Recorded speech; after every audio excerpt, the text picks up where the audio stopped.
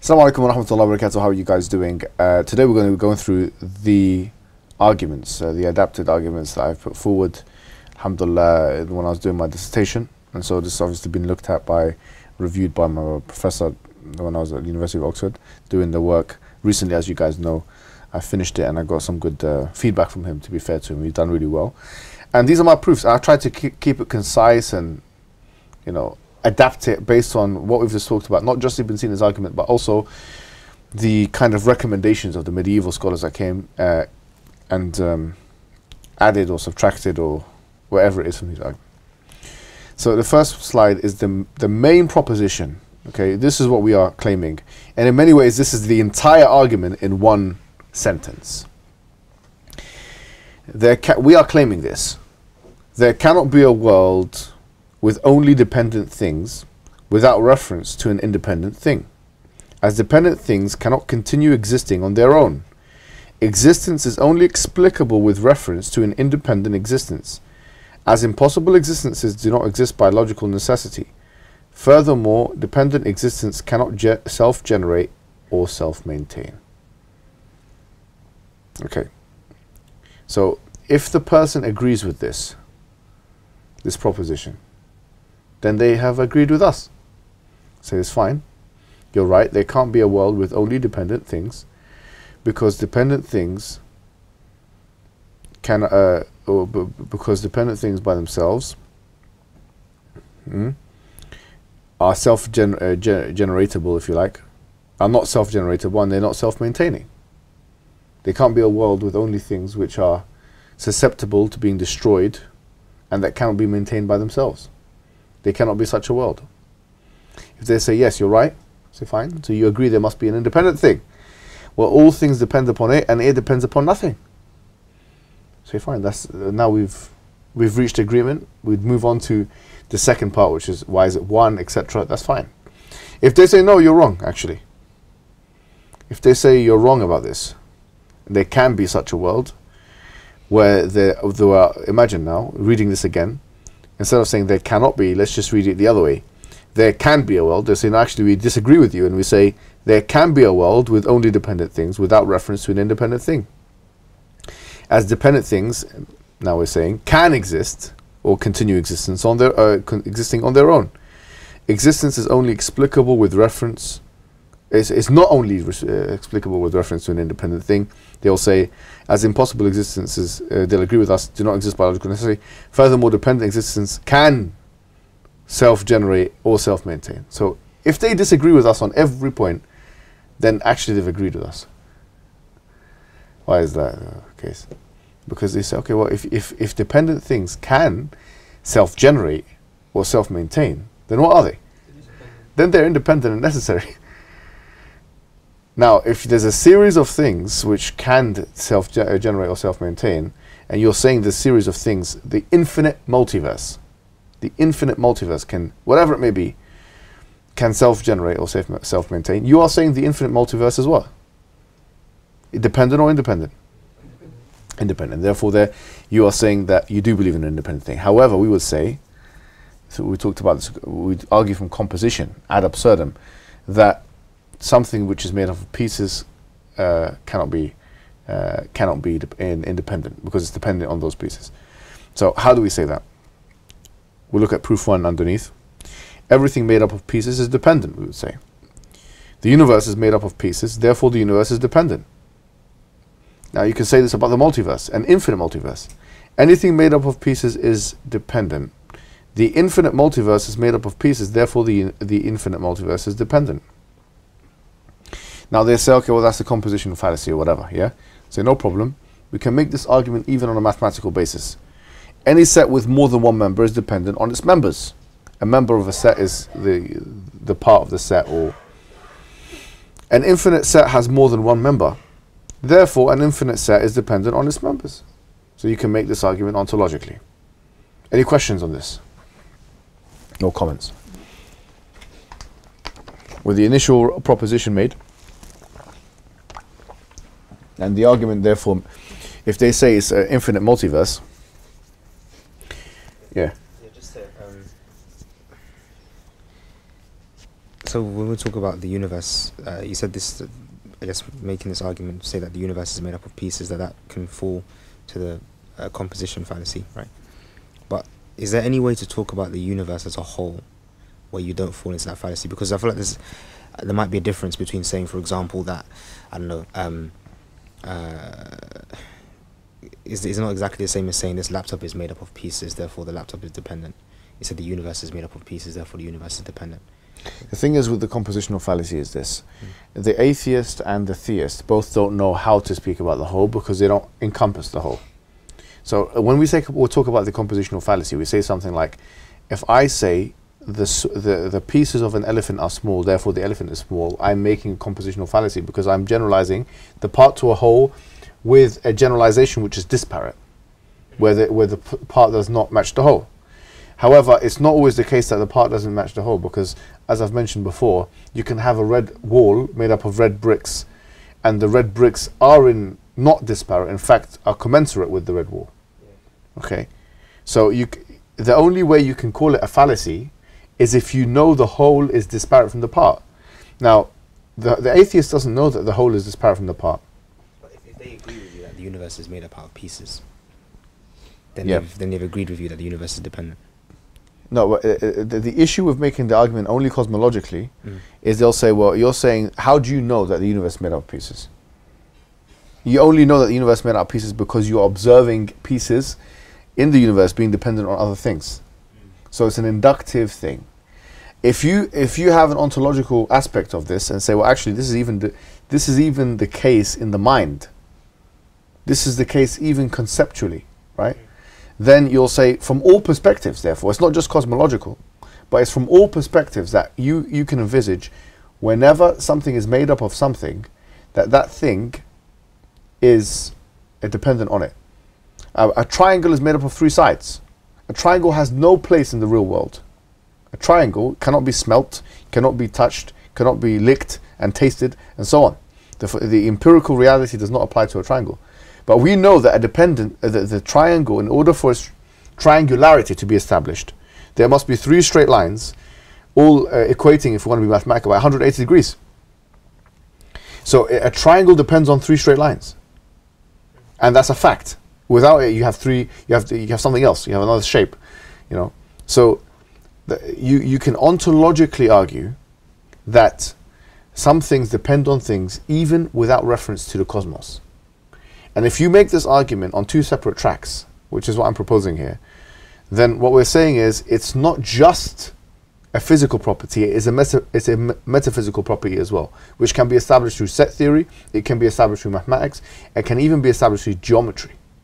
So why are we assuming that something which can be established cosmologically, geometrically, mathematically, and logically does not apply to the universe? It's much stronger than saying, why is it something that within the universe won't happen to it? I think if you corner it off from all those perspectives, you're creating different tracks. And even Tufail made this point, actually. He said, when you're making arguments for God's existence, it's like when you're playing chess. He said you have to argue from different tracks. When you're playing chess, you don't only have one line of the attack. You try and get 2 pieces. I'm not a chess player, but I can imagine. In martial arts, the same thing. You don't just start throwing haymakers. You have to set it up. You know, you got the left, you got the jab, then the right hand, then the left hook. You have to set it all up. So if you try and come with one line of attack, it's usually, unless it's like a, unless you're, but even if you're a specialist, like what I'm saying is, to be a specialist, you should have 2 lines of attack, because it makes the argumentative target for them so big that it's like, you've just presented them with a huge wall that they have to just bring a machine gun and just keep shooting it, try and get rid of it. It's huge. It's like a boulder coming at them. Now what you have to do, deny everything. Deny logic, deny maths, deny all the entailments of logic, the entailments of maths, the entailments of geometry, and the cosmological reality as well. It's better than just the cosmological reality, especially with reference to the quantum world as well, which has thrown the cat in with the pigeons, actually, which we don't know anything about quantum, and we don't know how to put together quantum physics with the macro world. There is no all-encompassing theory. It doesn't exist. So, you know, and by the way, with quantum physics, they start with different axioms. Some even start with retrocausality. I mean, I've seen this in papers. They start with retrocausality as an axiom.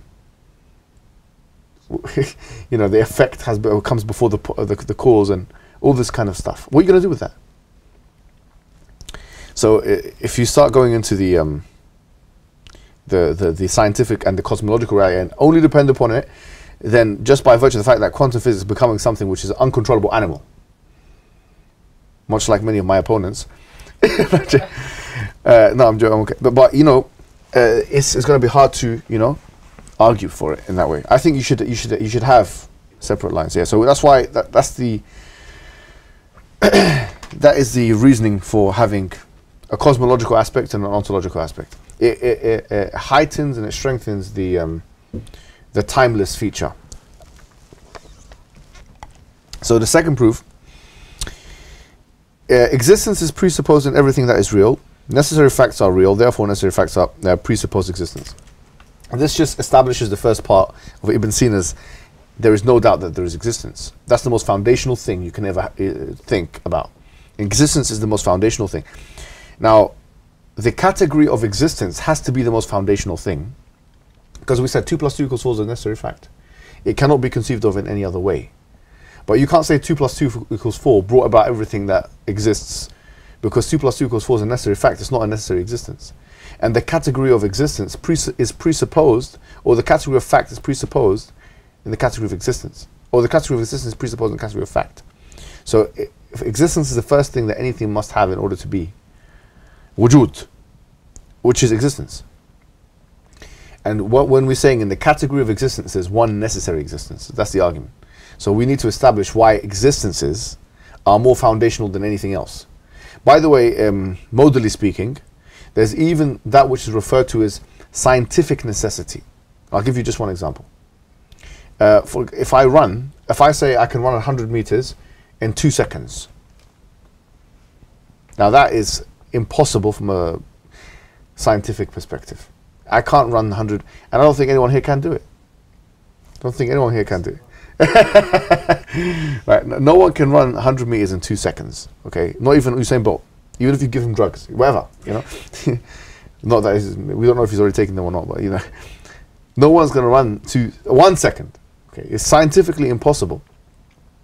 So when we talk about impossibilities and possibilities and necessities, the modal categories, these are called modal categories. Okay, that's scientific necessities, scientific impossibilities, scientific whatever. But we are not talking about that. We are talking about logical necessity. We are talking, and there is a difference between logical necessity and scientific necessities. And logical necessities are much stronger, like, you know, more robust, because they're metaphysical. They don't depend on the physical world. Whereas scientific necessities and so on, and impossibilities, are things which you must reason through induction. So proof 2 contains anything that can be conceivably rearranged abstractly is contingent. The universe can be conceivably rearranged abstractly, therefore the universe is contingent. And this is an ontological reality, just like a set in a set theory, or the members of a set in a set in a set can be arranged in a different way. Therefore, it's contingent. It can be rearranged. It's contingent. It's not hard like that. It's not unchangeable. And so the universe from that, why did I say abstractly? Because some determinists may say, well, actually everything is necessary because it is predicated on an uninterrupted causal chain or an antecedent cause of events which came before it. And so we are living a cosmic ventriloquism. I am a puppet to all of the uninterrupted causal chain that came before me. I am moving now, not by any will of my own, but because there was an uninterrupted chain, and in fact that bottle was made out of necessity, or this packet was made out of necessity, my phone was there. Everything is necessary from that perspective. So when we say from in abstraction, we're removing, without reference to what? The uninterrupted causal chain or the antecedent cause of events, whatever it is. So we're saying that's what we're talking about. This in isolation cannot be necessary, because if it was, it would not have had a beginning in the form that it has, and so on. So that's why I mentioned the word abstractly. Any questions on that point, the second proof? It's already to particularity, particularization. No, that's going to come. Okay. Okay. Third proof.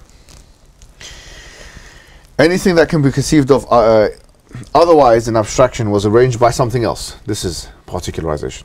The universe could be conceived of otherwise in abstraction, therefore the universe was arranged by something else. Why? Because there's nothing within it.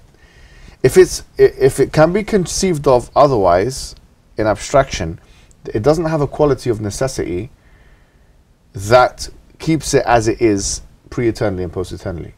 So for that reason, it requires that which is outside of it in order to arrange it. It's impossible for something contingent to give itself, the property of necessity, as straightforward as that might sound. So in other words, if something has the potential, and this goes to kind of like the whole actual potential discussion that we've heard from Aristotle. If something has the potential to be otherwise, then it cannot be necessary. If something has the potential to be otherwise, it cannot be necessary. What's an example of something that has the potential to be otherwise? As we mentioned before, like for example, the egg, the chicken's egg. The chicken's egg, what is it? It's what, inside yolk and this and that, and then it becomes what? A chick. I'm not talking about ladies here. I'm not talking about the ladies. It's a chick. It's actual animal.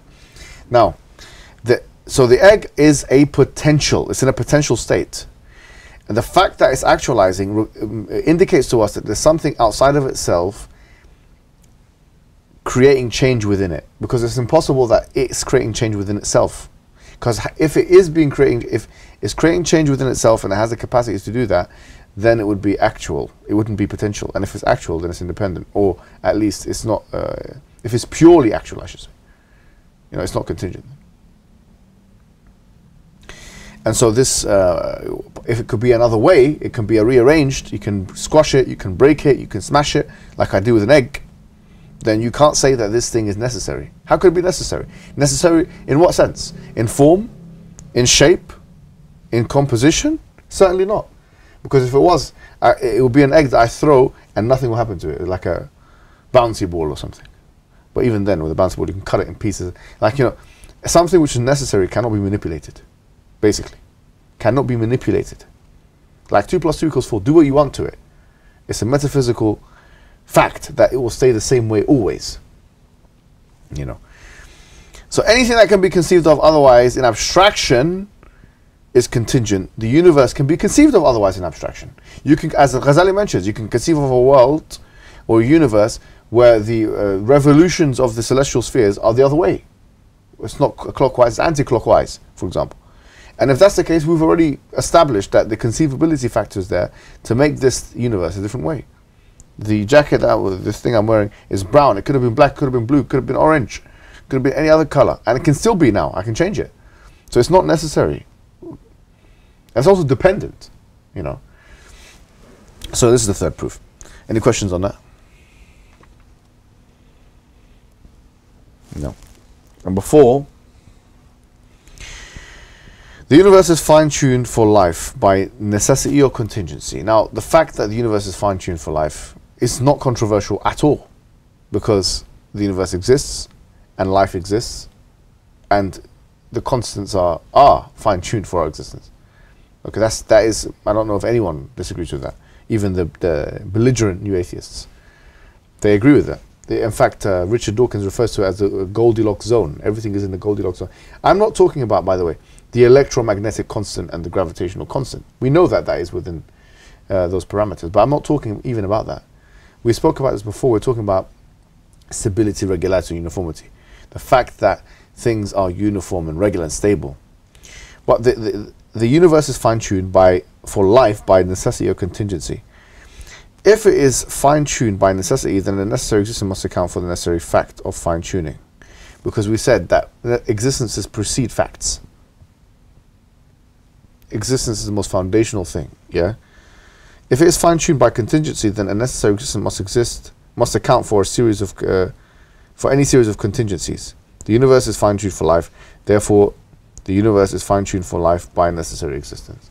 Why? Because we've already explained why you need a necessary existence in the proof 1. So these four arguments here are not cause-based arguments. You don't need cause for any of those arguments. The word cause is not even in any of those arguments. Because someone will say, I don't believe in causation. Or we haven't even used the word cause. Dependency is something which, we've mentioned this before, we'll mention it again. Something which is dependent is something which relies on something else for its existence. A cause is something which brings rise to phenomena. Now, there's a more technical definition of the term cause, which is mentioned by John Mackey, for example, in his essay on it, where it's, I'm paraphrasing, but if A isn't there, if B isn't there, and A is the sufficient cause for B, then B wouldn't be there without A, basically, something to that effect. But it's in the dissertation. You can see that. I think I've mentioned it somewhere, that definition. So yes, any questions on the fourth proof? No. The fifth one now. Anything that is made up of pieces is caused. The universe is made up of pieces, therefore the universe is caused. Very straightforward. Obviously, the main thing here is the compositional fallacy. So actually, now you're saying that just because it's made up of pieces within the universe, therefore, then we can say the same thing ontologically. We can say causation itself is metaphysical. It's a metaphysical thing, but that would require some level of argumentation. But you can make a cause-based argument. We're not against cause-based arguments, but we're just trying to divert all the objections, to be honest. So if they don't like causation, no problem. We can deal with contingency aside from causation, because causation and contingency are not. They can be made mutually exclusive. Dependency and causation can be made mutually exclusive. We mentioned this before. I can give birth to a child, or not me. I can give rise to a child. I can cause a child through other actions, and my wife will give birth to the child. So the child is caused by me. But it doesn't depend on me, because if I die, the child can continue living. I can build a house. The house is caused by me, but if I die, the house can continue being there. So a cause is something which brings rise to phenomena, whereas something which is dependent is something which is reliant on something else for its existence. So causation and dependency can be extracted from one another, or can be made mutually exclusive from one another. So when arguments 1 to 4 are not even cause-based arguments.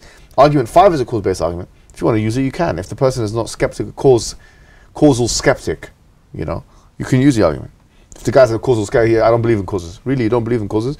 If someone says to you, I don't believe in causation, so you don't believe in science then, because one of the presuppositions of science is causation. Even quantum physics. If you don't believe in causation, even if you want to put an axiom, as some of them do, of retrocausation, as we said, it's an axiom usually, meaning it's not something they discover from. They don't discover retrocausality from quantum physics. They assume it before they start. In some models, does that make sense? That's what we mean by axiom. They assume retrocausality before they start, rather than they discover it because of it. But anyway, even if you wanted to do that, you need some level of causation, even if it's retro. You need some kind of causation. Now, if you don't have some kind of causation, especially if you're talking to an atheist who's a Darwinian evolutionist, how on earth are you going to believe in Darwinian evolution without causation? There's no way. What caused what? How did this transformation happen? And obviously we're going to have a session on Darwinism. It's going to be less polemical than you think. Because what do we really disagree with? Like, is it a slither? Or the evolutionary project, 0.000 times 100, 1% we disagree. We don't care about this evolution. They think it's some major argument against theism. It's not. It's nothing. But if someone doesn't believe in causation, how can you believe in science? Especially if you're a materialist. This is very embarrassing, actually. So you'd have to highlight that inconsistency. So these are the 5 proofs that we've got in place. Go on. Yeah, just on that fifth proof, that first premise, anything made up of pieces is caused. Is that based on the fine tuning? No. How do we get that first premise? Everything that you get it inductively.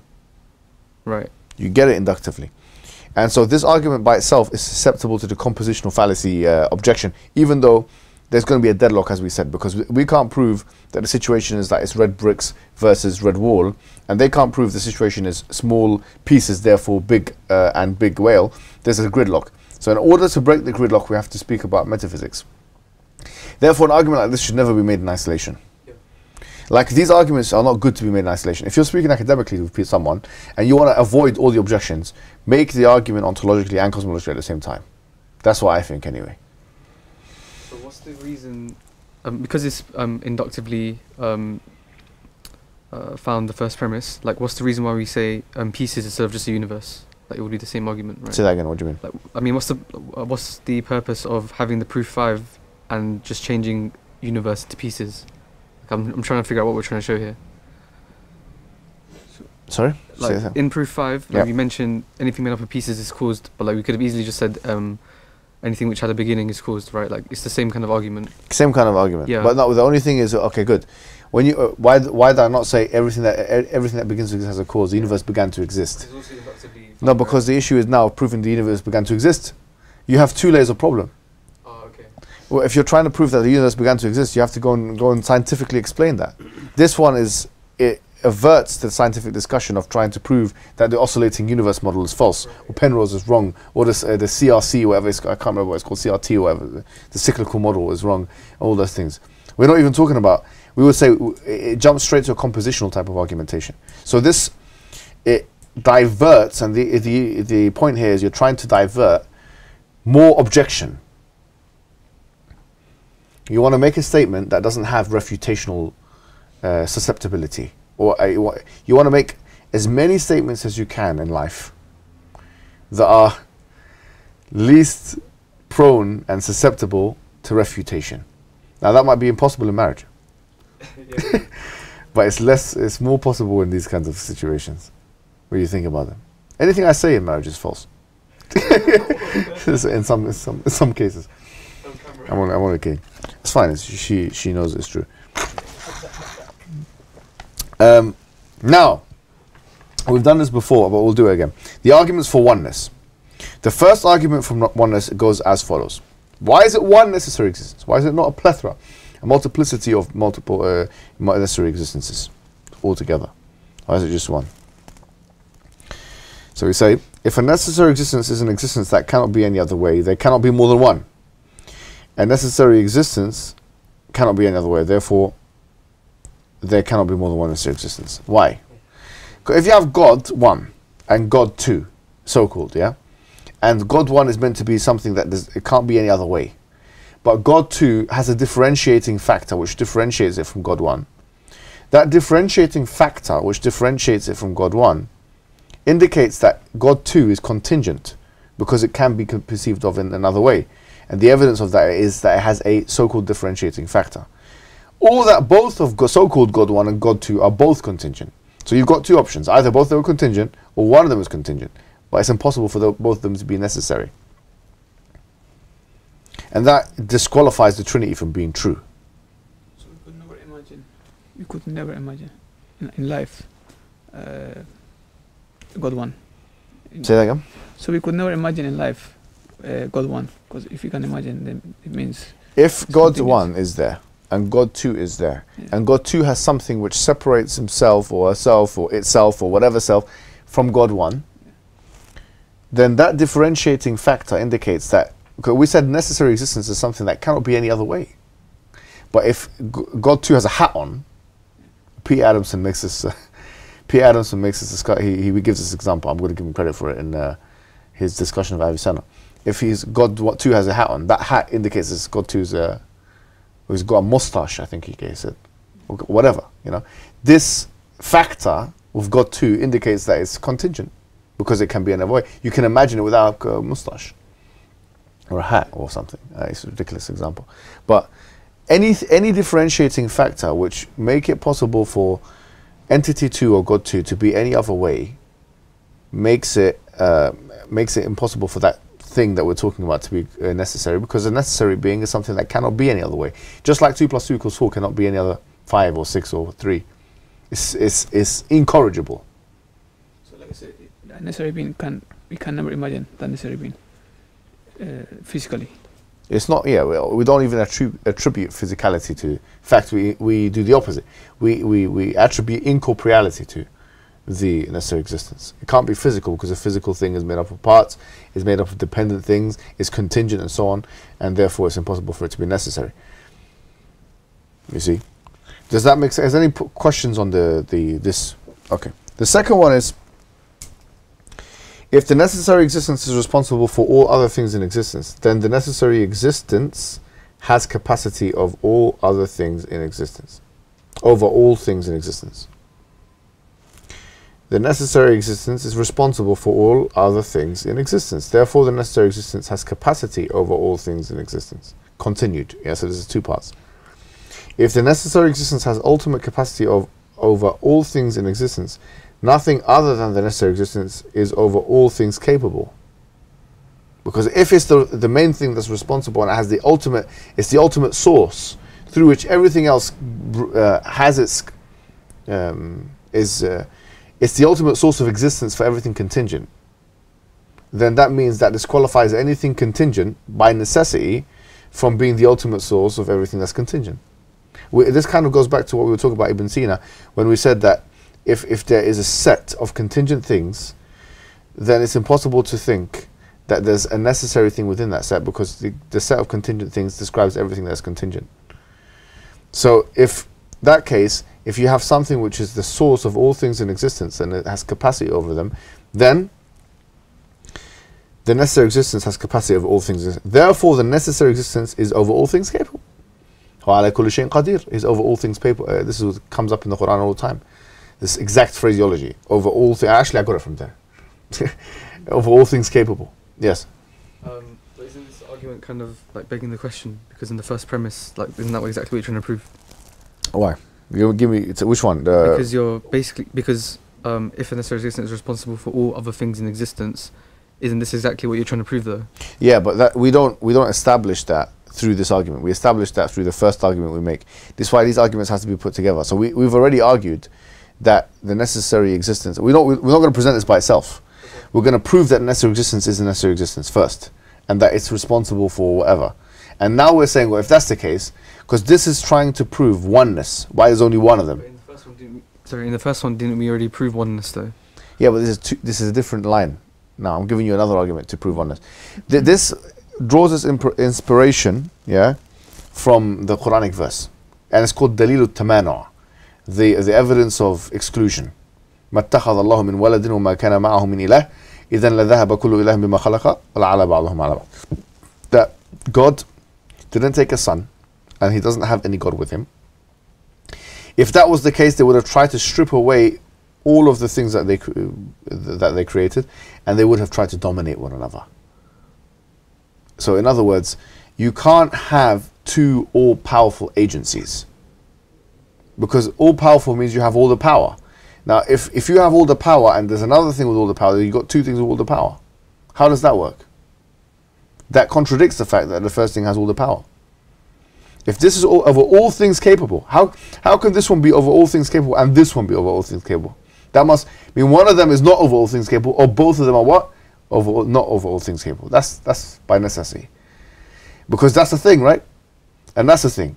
So if they're both over all things capable, either both not over all things capable, or one of them is over capable and the other one is not. These are the logical possibilities. Is there like a qualifier here that over all, say, contingent things capable? You can say that if you want, over all things capable. But even if we say all things. Yeah, with things we're only referring to, because it's just because someone might come and say, okay, what about like squared circles? Okay, great. I get what you're trying to say. Yeah, so the impossible existences, impossible existences are not things. عَلَى كُلِّ شَيْءٍ قَدِيرٌ. Like a squared circle is not a thing. It's an unintelligible. We would say it's an unintelligible. It's not something which can exist in the real world. The meaning itself only carries grammatical value. Like if you say there is a squared circle, that sentence has only grammatical value. But that sentence does not have any real world implication. You will not be able to find a squared circle or a squared triangle. Because we mentioned this before, kind of alluded to, is that the things that need to be in place to give a triangle its triangularity cannot be in place at the same time, giving a triangle is triangularity and a circle is circularity. The two things cannot exist at the same time, because in essence a triangle with its triangularity is differentiated from a circle with circularity. They have different essences, and they cannot coexist. And so the idea of a square triangle or square circle, whatever it is, those two things cannot coexist together at the same place, at the same time, in the same way. Yeah, and as such, impossible existences are not things. So can God create a rock so heavy that he can't lift? That would suggest that you can have a God that's A, over all things capable, and B, not over all things capable at the same time, which is a squared circle scenario. It's the same thing as saying, can God, who created God? It's like saying what? Who started God, or who began God? It's like saying who created the one who's uncreated, which is the question itself has a presupposition. Not a question cannot be a contradiction, by the way, but it can have a presupposition which is contradictory. So the presupposition of the question is that there is conceivable that there can be something which is created and uncreated at the same time. So when they say, can God lift a rock so heavy that it can't lift? So, to be facetious, I can say, get the rock, and you've disproven God. That rock is the evidence of the disproof of God. You know, that rock there. But the idea is, what you're essentially presupposing is that there can be a capable, uncapable God, or a God that is over all things capable, at the same time is not over all things capable, at the same time. And that is an impossible state of affairs, and therefore it's not a thing. And therefore it's not a thing that God can be of all things powerful of, because it's not even a thing. It's an unintelligible.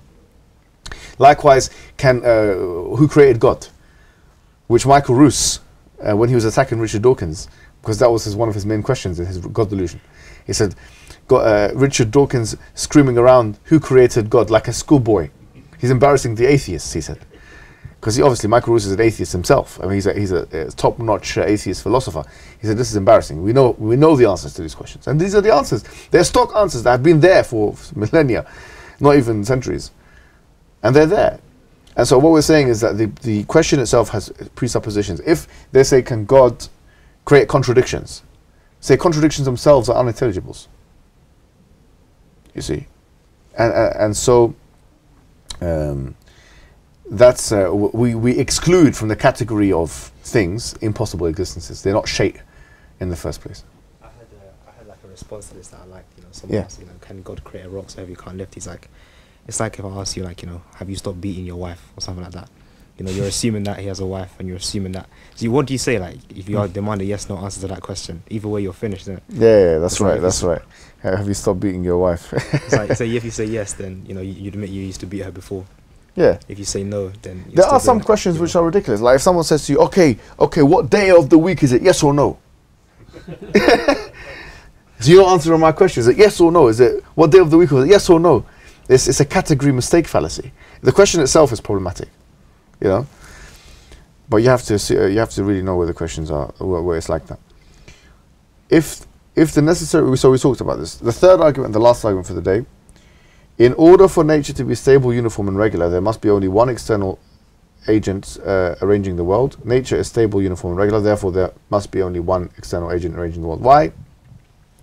This is an argument from, if you like, it's probabilistic, but it's a very strong probabilistic argument, because it's saying, if you have two minds, if you have two wills, and this you can make the argument in a non-probabilistic way. I say if you have two wills, two ultimate wills, and both of them are in ultimate control of the world, okay, then what happens? Then decision making, when we go back to particularization, is not centralized, and as such we don't expect to see results in nature which indicate centralized decision making. So chaotic order would ensue. This is what the Quran says. You know, well, Allah subhanahu wa ta'ala says, لو كان فيهما آلهة إلا الله لفسدتا. If there were any gods other than Allah, then the universe, heavens and earth, would have been corrupt.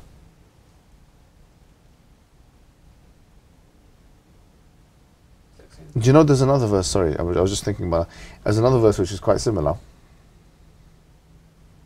which in Surah Al-Mu'minun, where it says, this is quite an interesting verse, وَلَوْ اتَّبَعَ الْحَقَّ أَهْوَاءَهُمْ لَفَسَدَتِ السَّمَاوَاتُ وَالْأَرْضُ وَمَنْ فِيهِنْ. If the truth had followed their desires, then the heavens and the earth would have been destroyed, and whatever is inside of them. Because our desires are volatile. You know, if our desires, which are hedonistic and volatile and unpredictable, were what was in control of the universe would have been corrupt. Because what you require is a will which is intelligent and non-emotional, if you like, in order for nature to be regular, stable and uniform. So basically the argument here in the Quran is the fact that nature is uniform, stable and regular is indicative of the fact that you have a uniform will, an intelligent will, which decides on how the order of the universe should be. And we said already that regularity, stability and uniformity are not things which you discover by science. They are presuppositions of science.